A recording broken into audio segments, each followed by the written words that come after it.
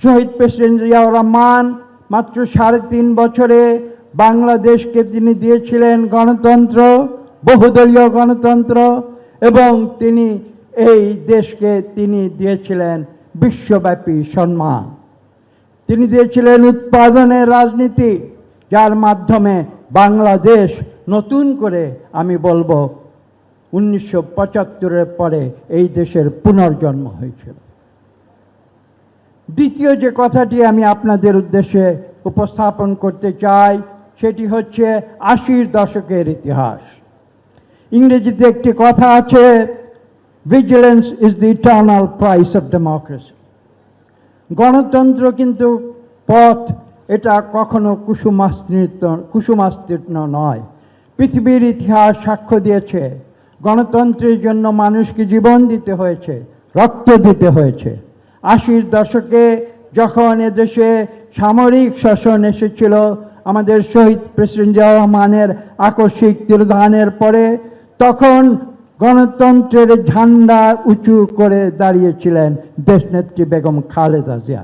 এটি হচ্ছে আমার দ্বিতীয় বক্তব্য। এবং দীর্ঘ 8 বছর রাজপথে সংগ্রাম করে 90-এর শেষে ছাত্র জনতার আন্দোলনের মাধ্যমে তিনি এদেশে পুনরায় গণতন্ত্র ফিরিয়ে এনেছিলেন 91-এর সেই ঐতিহাসিক নির্বাচনের মাধ্যমে, এবং তিনি এদেশের প্রথম নারী প্রধানমন্ত্রী, জনগণের ভালোবাসায় সিক্ত হয়ে প্রথম নারী প্রধানমন্ত্রী নির্বাচিত হয়েছে।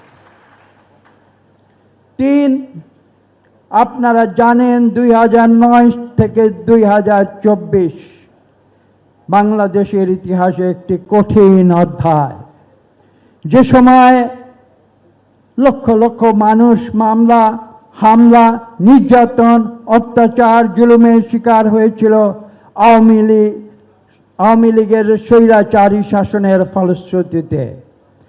সেই আন্দোলনে বাংলাদেশ থেকে 10,000 কিলোমিটার দূরে, শুধু লন্ডন থেকে আমাদের সেই আন্দোলনের দিক নির্দেশনা দিয়েছিলেন অন্য কেউ নন, আজকের প্রধানমন্ত্রী জনাব তারেক রহমান।